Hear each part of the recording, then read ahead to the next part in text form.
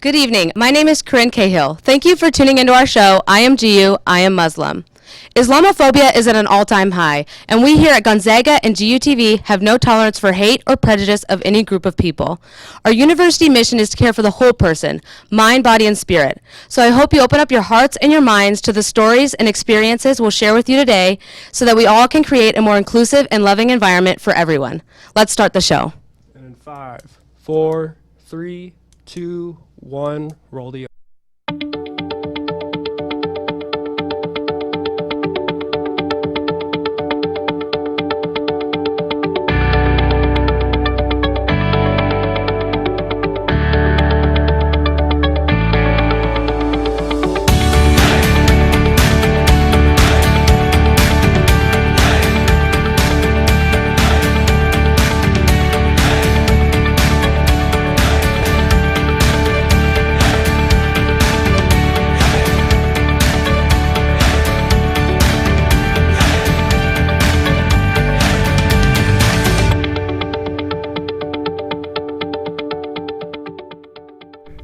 Hi, I'm Nina Braddock, and on tonight's episode of GUTV, we are going to discuss what it's like to be a Muslim student on the Jesuit campus of Gonzaga University.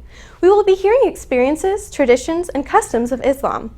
We will see the similarities of Catholicism and Islam, but before we begin our exploration of Muslim life on GU, I want to provide you with some information of the religion of Islam.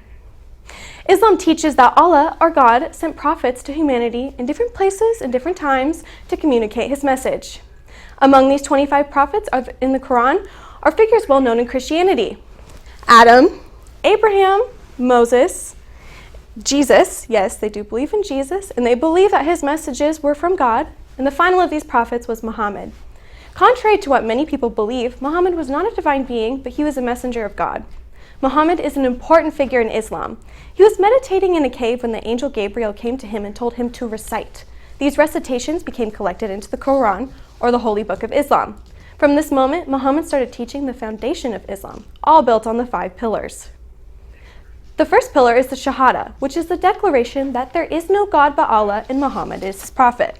This could happen in a variety of ways.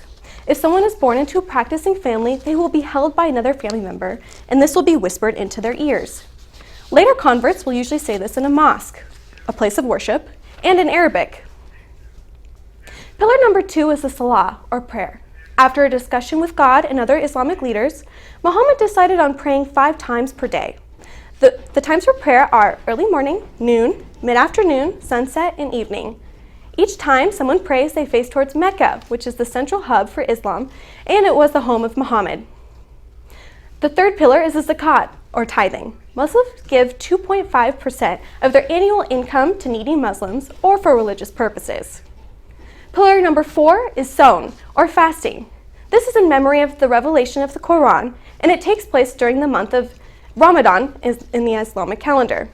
Muslims will fast during the daylight hours unless they have health issues that require them to eat during the day, such as diabetes. At the beginning of the next month is one of the biggest celebrations, Eid al-Fitr. This brings communities together from all over to celebrate the end of Ramadan. The 5th and final pillar is the Hajj, or the pilgrimage. This means that every Muslim man and woman, if able, should try to make the pilgrimage to Mecca at least once in their lifetime. This also involves the Kaaba, which is the holy site in the middle of Islam's most sacred mosque, Masjid al-Haram.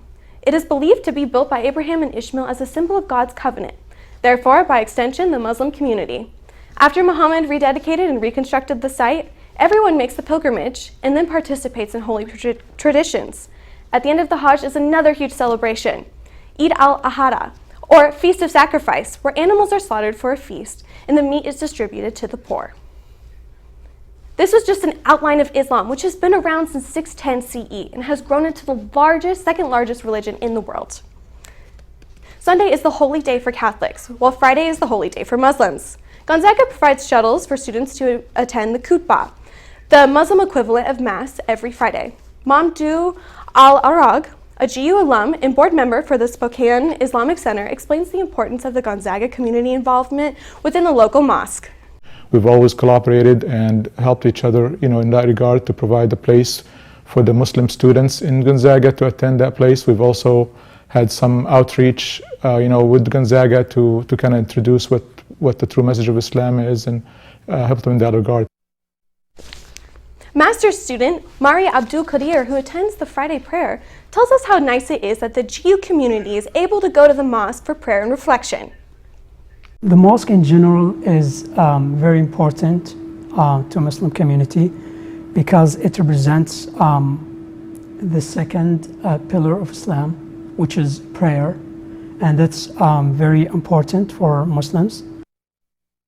Great to hear how Gonzaga is able to accommodate the various walks of life on campus. We hope hearing these stories will help everyone understand the beauty of Islam, the sacred place that is the mosque, and how welcoming it is for all. To know more about the Muslim community here on campus, we took to social media to see what our GU students want you to know about them. Sarah Fiertoft is in the tweet suite ready to share a few of those responses. Thanks, Nina. Our first response is from Sharifa Gudasi. She said, "My family has a monthly meeting where we can discuss any problem we may have and propose solutions." Sounds like a great way to strengthen family relationships. Our next response is from Hussam Al-Talib. He shared, "One of the most valuable opportunities Gonzaga and the accounting faculty had given me was to prepare and file taxes for limited income families of Spokane. That experience itself had given me so much sense of humanity and passion to help others in need, and gave me a lot of experience in my field of study." Our final response is from Ebtisam. She shared, "I really want everyone to know that we are peaceful and that most of the things that happen around the world doesn't represent us as Muslims. We love people regardless of their races or their religions. So I hope all of Gonzaga community has the idea that they are more than welcome to come and join us as members of this community, without any hesitation to communicate and build friendships with us." Thanks so much for sharing these responses. Each and every one was so impactful. And it's so important for everyone in our community to look past the stereotypes and look deeper into the lives of the individual. Later in the show, I will share holiday traditions from Muslim students on campus. Nina, back to you in the studio. Thanks, Sarah. Coming up next, Sharifa Gadasi and Awaleed Aldalang will share their experiences in the ZAG community. You're watching I Am GU, I Am Muslim.